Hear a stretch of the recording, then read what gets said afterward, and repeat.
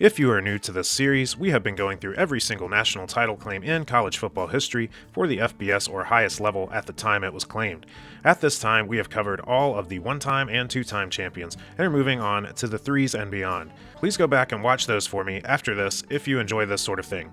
From here, some teams will still be lumped together and some will get their own depending on how much of an argument I feel is needed.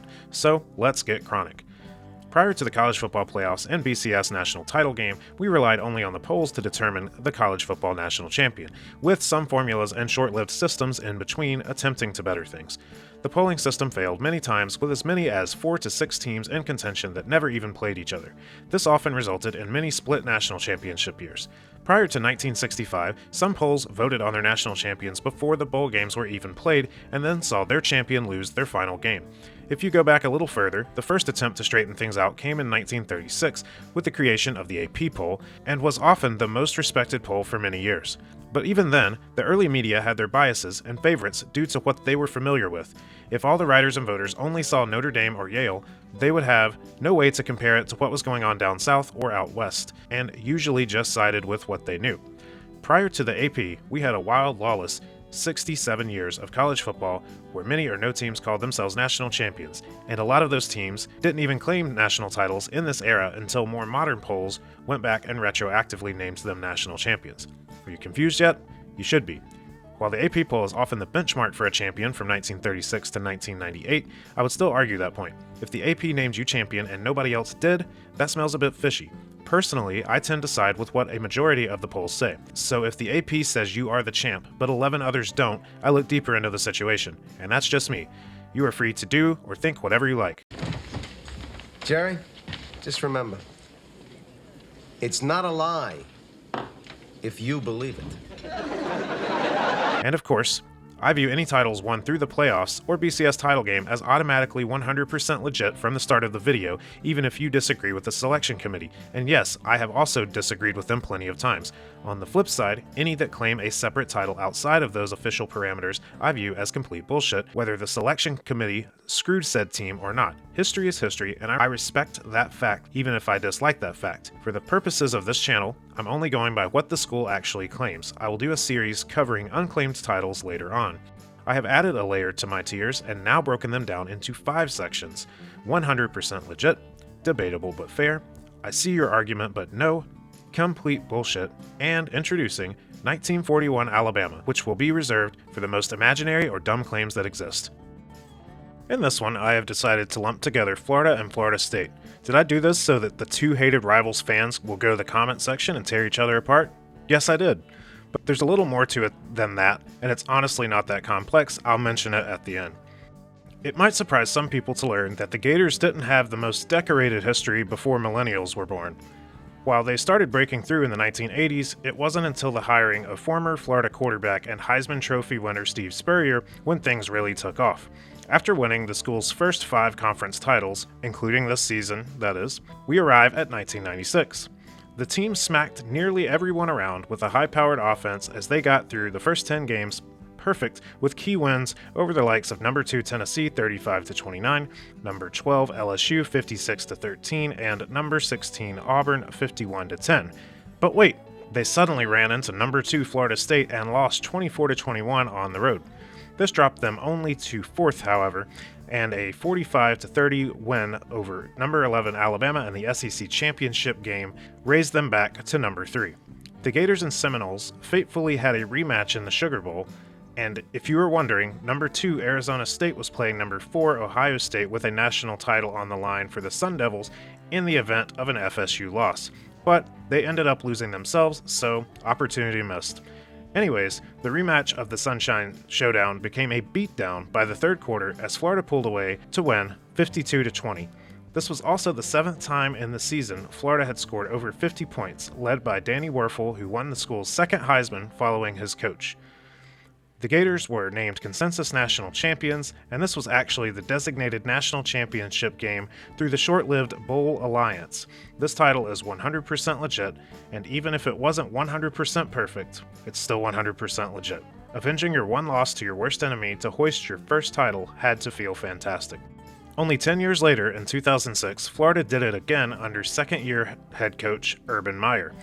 A 6-0 start with key wins including 21-20 over number 13 Tennessee and 23-10 over number 9 LSU got the Gators up to a number 2 ranking.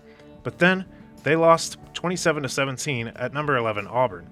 They would bounce back, of course, winning out the rest of the regular season, then defeating Darren McFadden-led number 8 Arkansas Razorbacks 38-28 in the SEC championship game.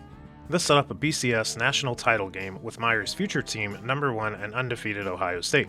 The Buckeyes had defeated the number 2 ranked team twice already this season, but were not about to do it a third time. This was a blowout as Florida won 41-14, and this is clearly 100% legit. Only 2 years later, and with the roster now fully loaded and Tebow now having taken the reins from Chris Leak at quarterback, we kind of all saw something big coming. The 2008 team unexpectedly stumbled, however, 31-30 at home against Ole Miss to start 3-1. Famously, after this game, a promise was made and kept. The team went on to win the rest of the regular season with notable outcomes such as 51-21 over number 3 LSU, 49-10 over number 8 Georgia, 56-6 over number 24 South Carolina, and 45-15 over number 23 Florida State. The Gators really proved themselves in the SEC championship game, beating number 1 Alabama 31-20.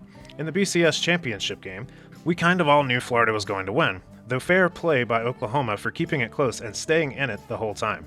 This one is 100% legit, and you might want to cherish this one, as things have not been the same since Tebow and Urban left. Okay, Florida State fans, that wasn't fun for you, I'm sure, but it's your turn now. The Seminoles did not have as big a trophy case as they do now up until the early 1980s either, coincidentally around the same time they hired Bobby Bowden. After several years of blue balls of coming so close. What? Bro, what are you talking about, man? Florida State finally got there. The 1993 team, led by the team's first Heisman winner Charlie Ward, dismantled the first 9 teams, beating 4 ranked teams and shutting out 4 teams, including 57-0 over number 17 Clemson.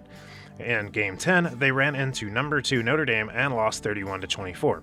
The loss only dropped them from 1-2, and they had another strong game to prove they were still legit, defeating number 7 Florida 31-21 in the regular season finale. Notre Dame went and lost their next game to number 17 Boston College, essentially ending their own hopes. The Seminoles faced number 2 and undefeated Nebraska in the Orange Bowl, which was the short-lived Bowl Coalition's designated national title game. This was a great Nebraska team, but Florida State found a way to get the win on essentially a game-winning field goal with 21 seconds remaining to get the 18-16 victory. This title is 100% legit. However, Notre Dame won their bowl also and finished ranked number 2, and were named national champions by a couple selectors. I feel like the Irish could make a case here, but they choose not to. Respect to Notre Dame and Florida State for making this easy. Speaking of easy, and yes, there's a your mom's joke in there somewhere, but I'll take the high road. Though, I guess I just did it, so never mind, the low road it is. The 1999 Florida State team isn't a fun one for making arguments because they are one of the best in college football history. The team triumphed through the entire schedule. Notable wins included 41-35 over number 10 Georgia Tech, 42-11 over number 20 NC State, 31-21 over number 19 Miami, 30-23 over number 3 Florida, and a bunch of beatdowns to the unranked teams. They then met Michael Vick and number 2 Virginia Tech in the BCS title games in New Orleans and won that one 46-29 to finish a perfect 12-0. Entering the season ranked number 1 and finishing number 1, the team was the first in history to go wire-to-wire, holding the top spot all season. This is probably the most legit title I've seen in this series so far. The 2013 team, led by eventual Heisman winner Jameis Winston and head coach Jimbo Fisher, brought FSU its best season in school history still to this day. The team began ranked number 11 but would climb quickly after key wins 63-0 over number 25 Maryland, 51-14 over number 3 Clemson, damn, 41-14 over number 7 Miami, and 45-7 over number 20 Duke in the ACC title game. The Seminoles scored over 50 points in 7 games and even 80 in the Idaho game. In the BCS national title game against number 2 Auburn, the Seminoles secured the victory with a Winston 2-yard pass to Kelvin Benjamin with 13 seconds remaining, having driven 80 yards in 1 minute and 6 seconds. This is easily 100% legit.